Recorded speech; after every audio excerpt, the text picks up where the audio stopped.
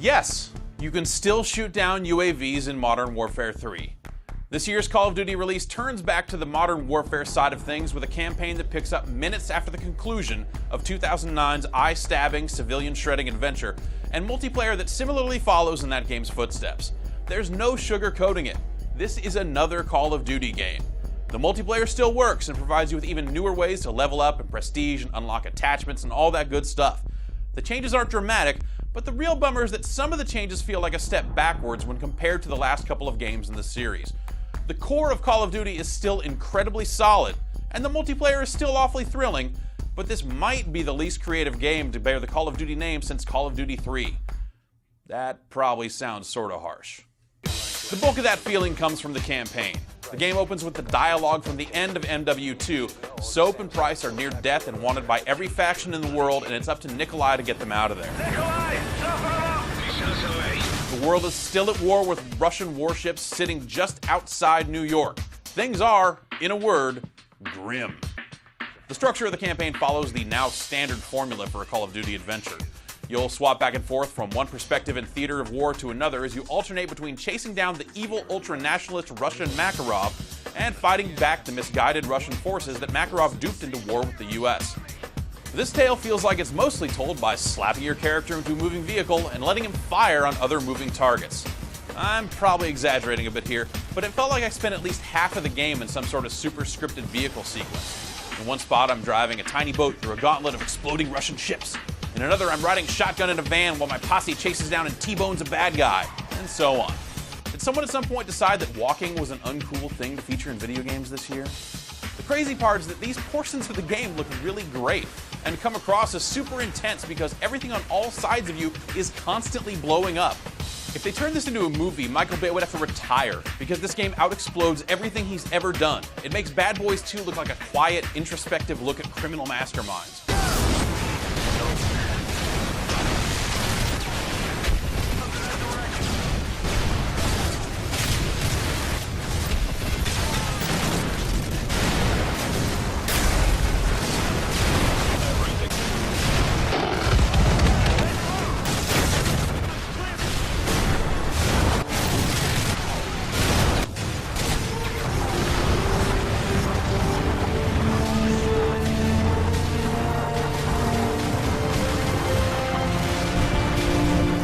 Shit just got real.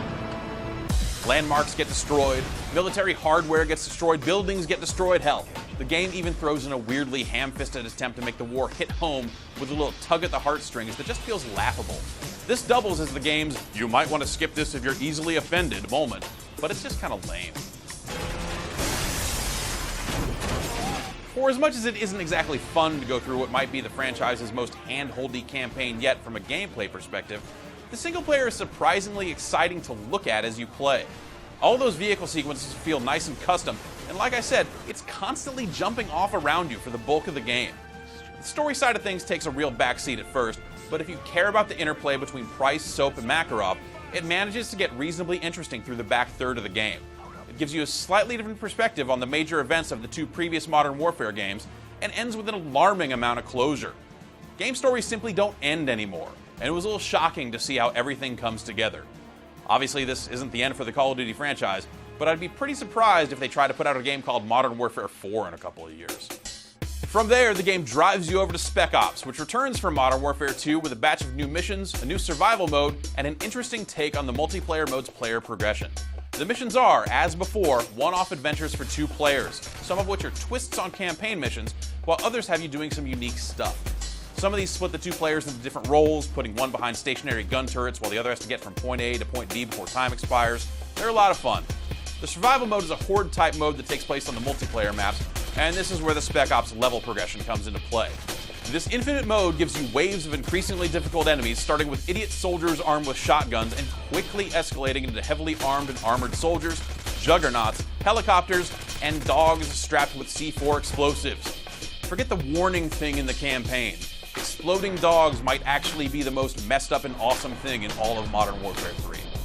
Between waves, you'll have time to run to various stations around the level to buy and upgrade your weapons, get more grenades, or purchase one-use airstrikes like Predator missiles. Predator missile ready for deployment. Or choppers that drop in a perk for you to use. As someone who continues to not care about any sort of zombie mode in the Call of Duty games, the return of Spec Ops is great to see. The only catch is that it's still just a 2-player mode. It should have been 4. EMP ready. Waiting on your go. EMP detonated. Turning to offline. Of course, then there's the proper competitive multiplayer. For most of you, this is probably the reason you show up in the first place, and it's once again a fast-moving game of shoot that guy.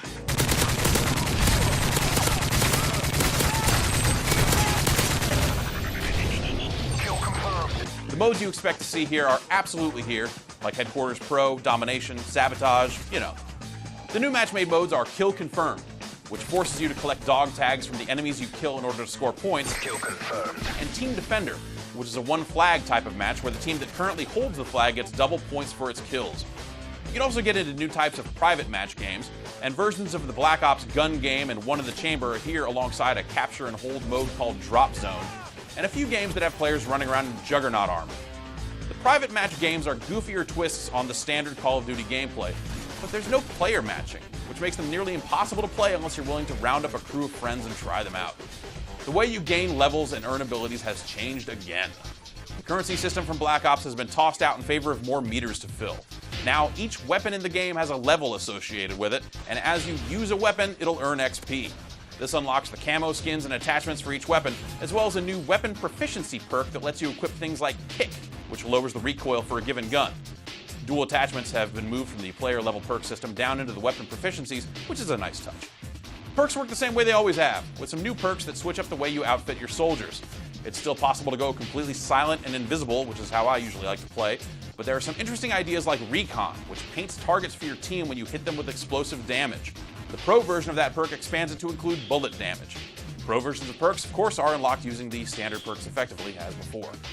The kill streak system is back, and it's changed in some smart ways that allow lesser players to still call in a lot of cool bonus stuff without making it feel like the airspace is always full.